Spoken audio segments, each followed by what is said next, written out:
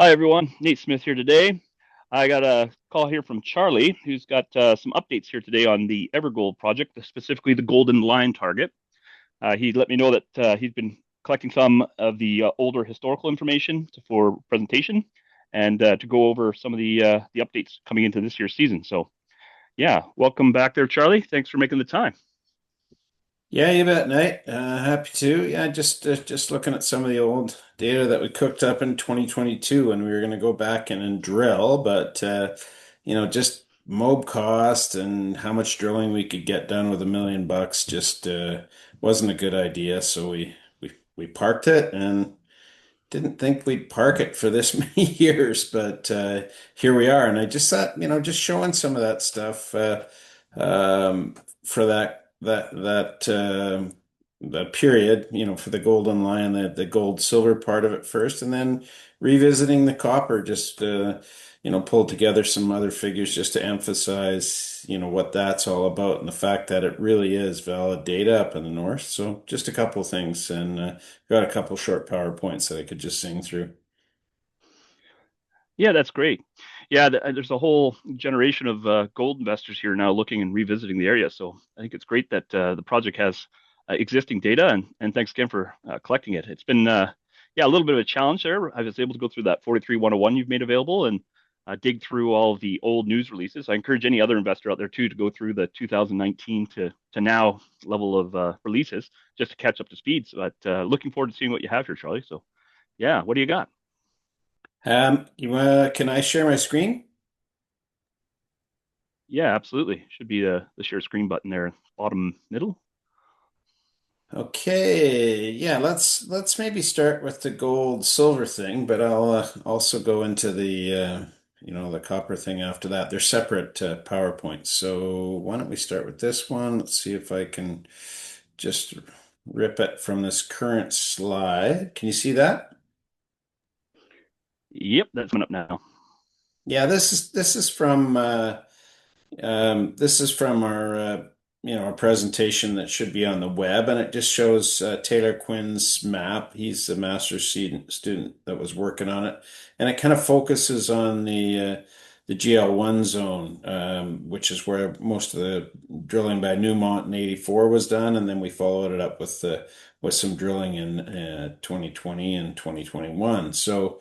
You can see that with the A, B, and BA and all that on there. That's not the sections I'm going to show. I'm just going to show kind of the extent of the strike that we kind of prepped in 2022 to go in there and do that work in 2022 after the 2021 drilling. So, going to look at that, start with a plan map. So, what you see here, is basically zoomed in on that area I was kind of circling with my mouse right in there. So, maybe a bit farther out like that. So, what we've done there is hand contoured the gold geochem along that zone, and where you see the thrust fault, the line with the barbs on it, and all those letters, A, C, D, E, F, B, G, et cetera. Those were all sections that we kind of plotted up.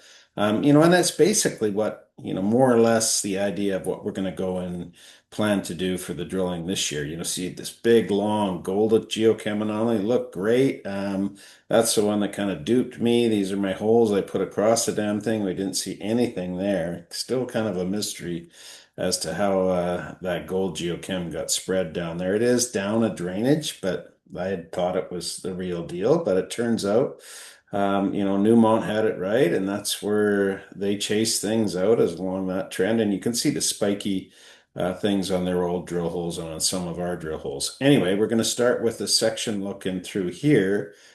Which is what we drilled on the last holes at Golden Lion in 2021. So this looks a bit different than what we've got on our website, but it's basically the same thing. Those are the last three holes we drilled, one, two, and three.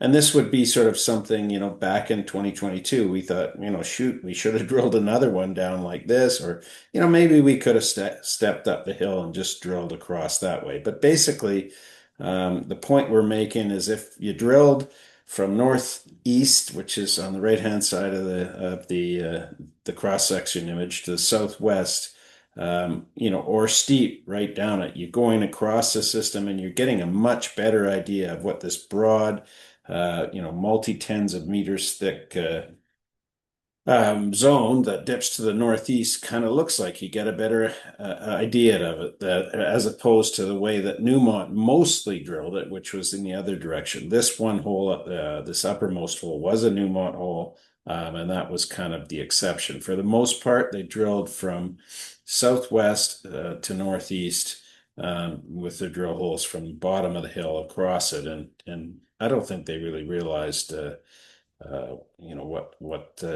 it was maybe the wrong way to drill. So I'm just going to step through some other sections. I think we're going to step maybe up to D here just to show, hey, there's the zone. We got that. Sometimes there's silver there sitting out on its own. Seems like me down in the footwall there. You see that elsewhere. And some good gold, spiky, yes, but over a broad zone. And we just want to step back and drill a fan like that, and we think we're going to nail this thing. So that's the case in both directions here. I'll show a few other ones.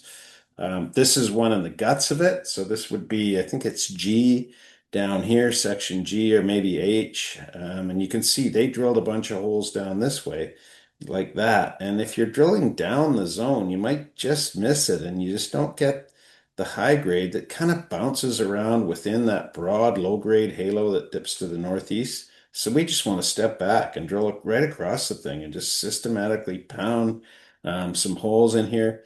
Lots of scale, lots open. These are for the most part about 50 meters apart, these sections, but all the way down this, 1.5, 2 kilometers worth of strike, even down here into the silver zone. So let's look at another one. Yeah, I think this is one that's kind of way up off the end here. There's little hints there, but I don't think they were too tight on it, drilled the wrong way for the most part. Gonna step back up the hill and just go right across the thing. So lots of scope there. Here's another one down this way. Where you just step back. I think this is I maybe. And look, if you drilled across the thing, you hit it well. Those were Newmont holes, but they drilled other ones just right down it, and of course you're just not getting the stuff. You can just miss it if it's dipping this way, and you're not right along the high grade part of it. So just step back, step up the hill, drill a fence of holes across that. And I think that was about it. But I think it's really important that even down, in this area here, you do the same thing. They were not right on top of it. They should step back up this way, drill across it. Lots of scope along this long trend. Okay, I'll shut that one down and let's see if I can open up one of the others. Yeah, Okay. well, you're bringing that up. So it Yeah. looks like this year you're going to be targeting approximately that 1.3, 1.7 kilometer trend, and it's pretty Yes. much just a walk up and down the thrust fault. Is that right? Yeah, that thrust fault kind of follows what is probably more of a, extensional zone. So it probably was a normal fault to start with. And the thrust fault, is a much later feature, probably in the mid-Cretaceous during, development of the fold belt in the Skeena fold belt to the west. So, just reactivated that weaker zone where the min came in, and yeah, we'll follow that. I think Alex has pointed out in a couple of talks that he's given as CEO of Evergold, on the fact that he's been able to track that out. He thinks he can track that out with resistivity, and I think he's right. We'll better Hmm. define that. That thrust. It's not well exposed there. That's part of the reason why Newmont didn't have that 100% success is just identifying exactly where that feature is.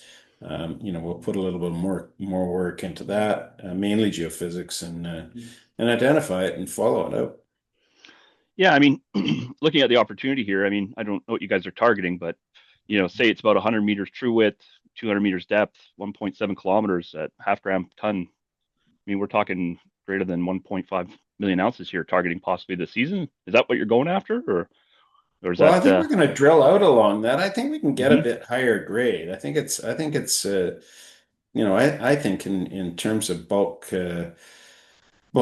tonnage and I think our grade's a bit higher than that. And you look at the neighbors and they're getting some very nice grades. I think we can hit a sweet spot in there and that we want to hit something that's really going to move the market. Yeah. I mean, maybe the numbers you're talking about are real, but we're hopeful for something that's quite a bit better than that. You're saying I'm being too conservative. Okay. But what about stretching further than that? We'll say the 1.8 kilometers there. In previous presentations, I think have shown that that structure looks like it stretches up about 2.5 more kilometers. Like, what's the prospectivity of tracking it further northwest and then along the southeast there? I think that's a possibility. I think we'll do a bit more soil geochem. They did a fair amount. We did some. There's certainly some spots where you could do a bit more. Um, and yeah, I think that's a possibility too. But I think we'll focus the drilling on the stuff we know first and just walk that out. I mean, it is a gold system, so you don't want to step out too far too fast or yeah, the possibility is you could miss it. Yeah, so this season very focused on just walking northwest and southeast from the. I think it's guided as 400 meters structure that's been modeled up to date here.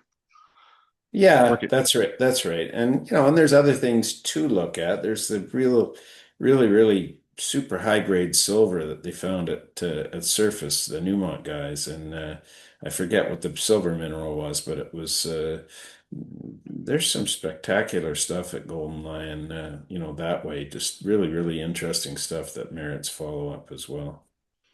Okay, and then talk to me about like there hasn't been a lot of drill core released, but you guys are describing it as an epithermal, but I've been hearing question marks too about being possibly intermediate sulfide.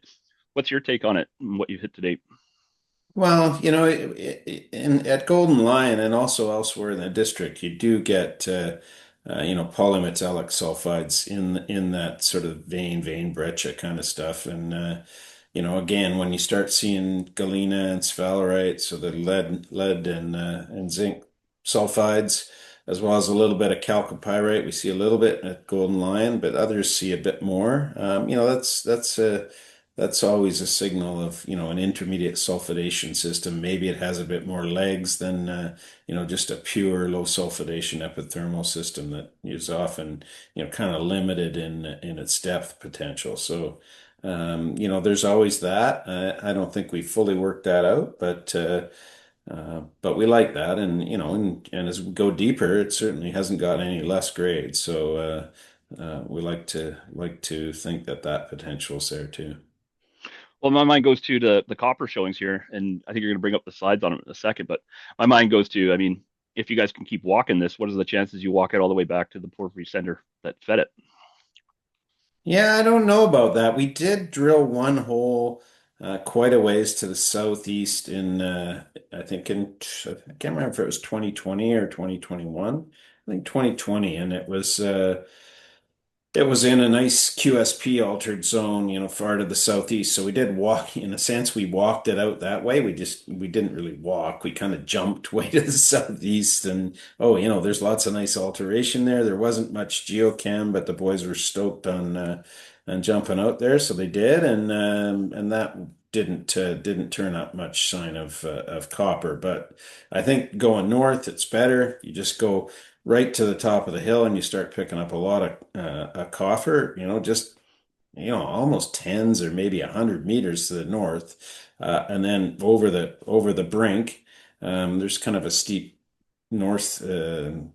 sided ridge just north of Golden Lion. We're at the foot of the hill. At the top of the hill, there's a steep side, and on the other side, there's lots of copper bearing veins and some pretty nice copper gold bearing veins and sort of scarny looking mineralization in the limey rocks. Even some dikes that cut an intrusive rock that have lots of veins and got me excited quite a while ago.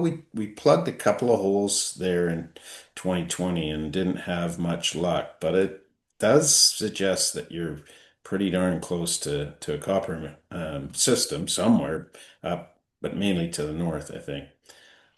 Yeah, something that's caught my eye, of course, as you guys have discussed, is the inline claims in the north, right? You've got what Mhm. looks like some very prospective copper targets up in that area, but previously you hadn't done any work there due to those inline claims, but with those consolidated now, that's where some of the focus of this year's field season is also going to be included. Yeah, so I'll try sharing this other PowerPoint here. Let's see if this works. Yeah, does that come up? Yeah, that's up now.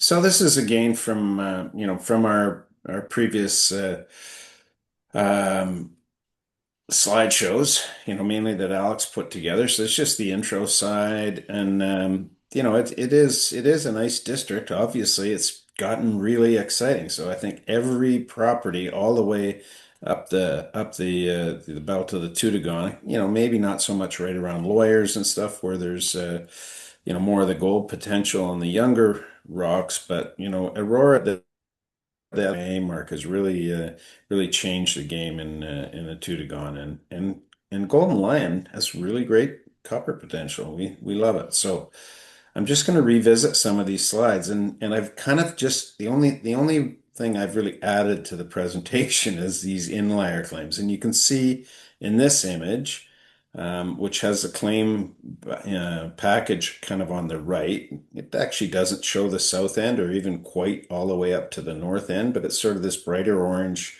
belt right through from the northwest up here down to the southeast down here, and it just shows all the compiled prospecting samples. So just, rock samples from, they might be copper bearing veins. Probably most of them are copper bearing veins, but some nice numbers coming out of those, in the percents and everything. And, I mean, I like that. You know that the guys are out there, the prospectors are trying to get the best grade they possibly can, but there are all kinds of surveys.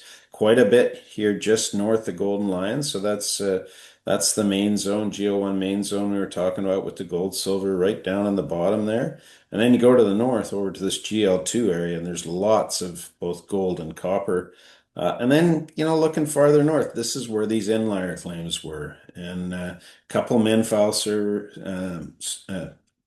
occurrences here, Claw on that one, and Copper King, I think it was called on that one. And one of them, I think it was Claw, maybe there was a drill hole. Lots of notes about native copper, chrysocolla. It doesn't sound 100% like a porphyry copper, maybe unless you're down down in South America, but could be a stratiform copper thing, but lots of copper around. And so we picked I think about 6 or 7 months ago, maybe a little more. We optioned these off Dick Billingsley, picked them up. So we have them 100% now. So there they are. I think, yeah, that's them just to emphasize them a bit. That's the inliers, and we stayed away from this area. I mean, picking these up was not in the cards back when we were first there. If you were doing work around somebody else's claims, you're just going to make them more valuable, and it's going to be hard to get them. So we just stayed away. Didn't even really look at the data. But after we optioned these, just to make some news, and I think it was timely when we optioned it, that we picked these things up, and then we looked at the data, and it's like this is not just the rock geochem, it's other things. Partly this what Alex picked up in the drill hole there, that was done in the 70s, and then zooming into that area again, here's these outlier or inliers that we picked up, so they're all ours now.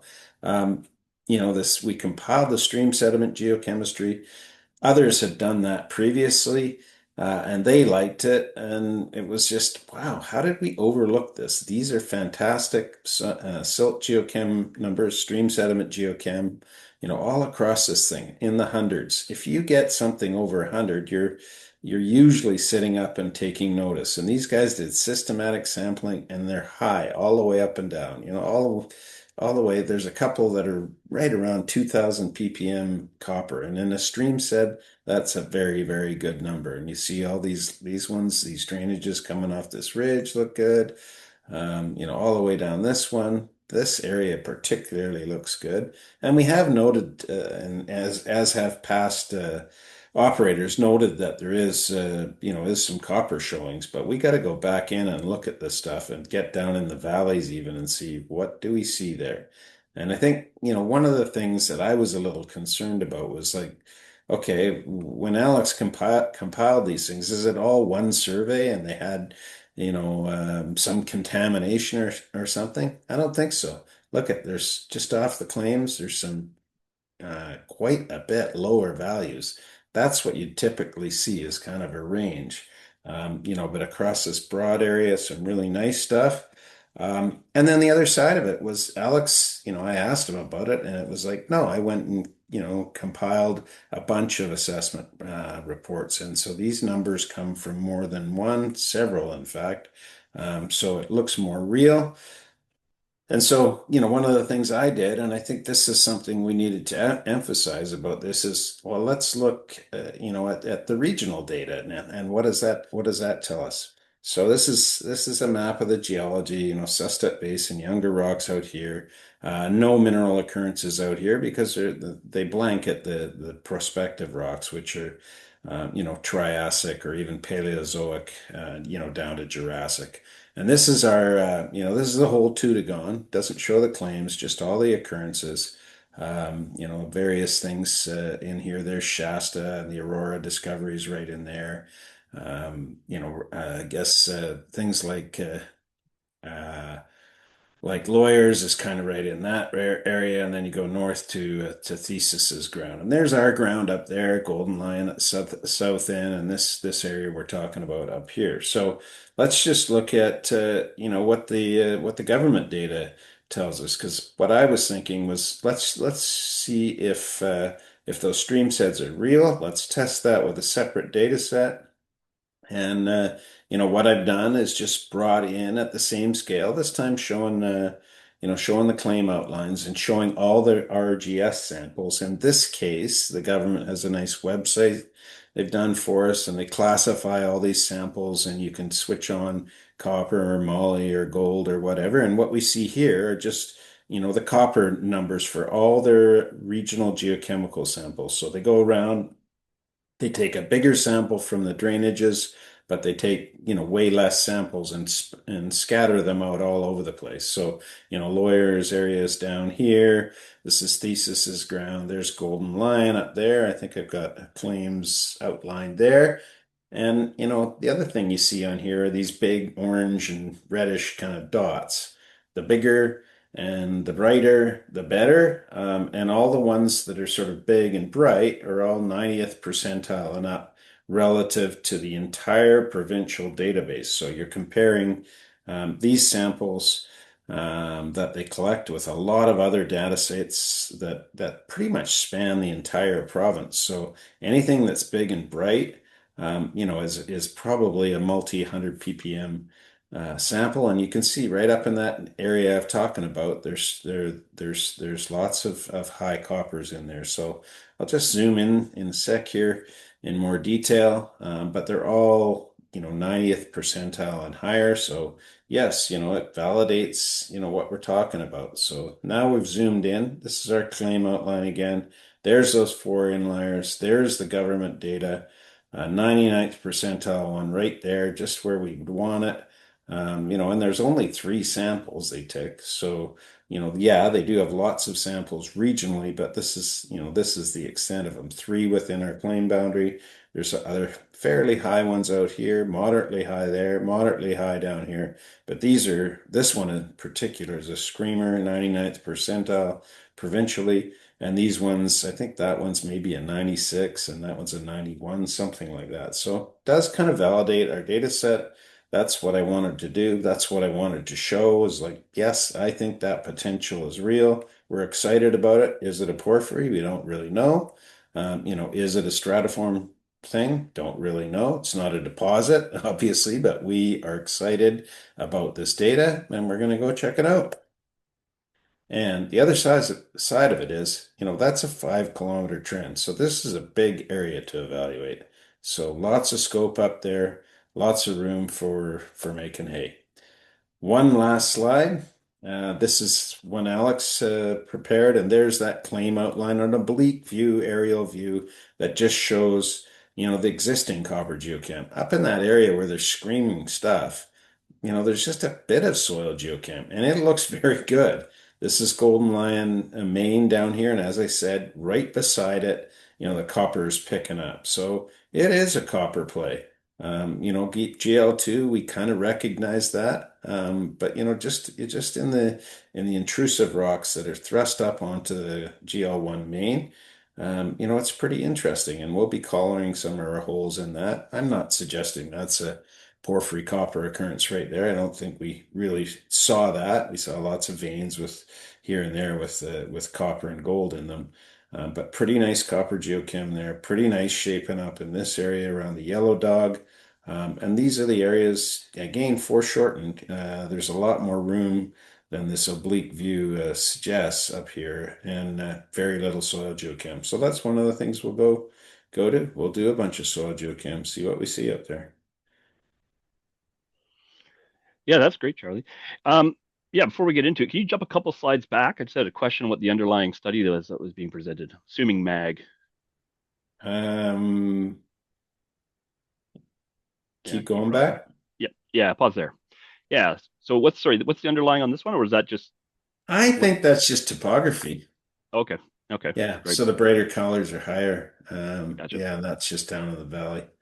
Okay, Um, and then yeah, I think Alex touched on it. Maybe you can give an update. So I think you guys are talking about doing some mag on that as well, and then running some IP lines. Can you give any update there?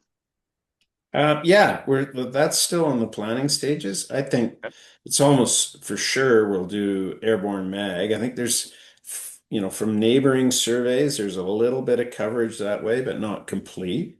So we want to do that. And I think Alex, he being the geophysicist and having a lot of contact with the neighbors who he's done work for. I think, what we'd really like to do, especially with something this broad, this anomaly this broad, is to do some Z-Tem, something that looks deep, can it identify, some kind of a deeper rooted system up there. So that's something we do. And then we'll get some boots on the ground to do, to just give us a better sense for what the geology is up there. We know it's mainly Upper Triassic or older rocks. So, they're the right rocks to be in the Tekla group and maybe a little bit of A Sitka, the older stuff. There's certainly a pretty big carbonate, not far north of Golden Lion, Maine. So not sure if that's a Triassic carbonate or even a Paleozoic one, but farther north here, they're mainly volcanic rocks, and we think they're Tekla, so that's the right host.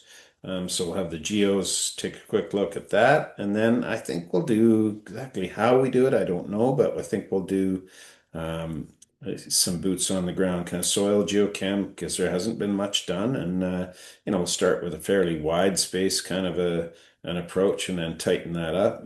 We'll be able to get really quick feedback on that with XRF and. Yeah, and just take that from there. And then, if we see something that we really like or an anomaly coming together with the right, magnet signature and the soil geochem and the right geology, then we'll put Alex's boys to work doing some IP. Yeah, so lots of follow-up work plan against staged, but we'll get going with the airborne stuff as soon as we can. Well, thanks for that overview there, Charlie. Great update on the historical work recompile, as well as your work into 2022. Yeah, maybe you can tell prospective investors about what's coming up in the next coming weeks and months into the drill program. Yeah, you bet, Nate. No, thanks very much. And yeah, we're excited to get going. The months are ticking by really quick, and the middle of June is coming upon us here very, very shortly. So we're really stoked about getting up there and drilling. We'll probably drill, up to 6,000 meters, probably something between 4 and 6, but I would say closer to 6. So we're stoked about getting to the Golden Lion One main there, and just stepping out from the goodies we hit right at the end of 2021, using that basically that 2022 drill program with a little bit of fine tuning. So psyched to get up there and start putting the drill bit to work. At the same time, we're going to be working up the copper story even further and getting our systematic plans sorted out that way. We've contacted contractors. I think we pretty much got them locked up, namely the drill, the helicopter, camp builder, that kind of thing. And I think we're going to be able to do it less expensively. We're closer. We can get the thesis is put the road to within 10K of our Golden Line property, so that'll should keep the cost down. Going to put a sort of bare bones camp in there, utilizing all the previous timbers, etc. So we're stoked on this year. I think it'll be a great year for us at Evergold. Right on. Thanks, Charlie, for that. Yeah, so it's Evergold on the TSX Venture, EVER, or should we say maybe Evergold with a chance of copper? Thanks again, Charlie. Yeah, you bet. Thanks, Nate.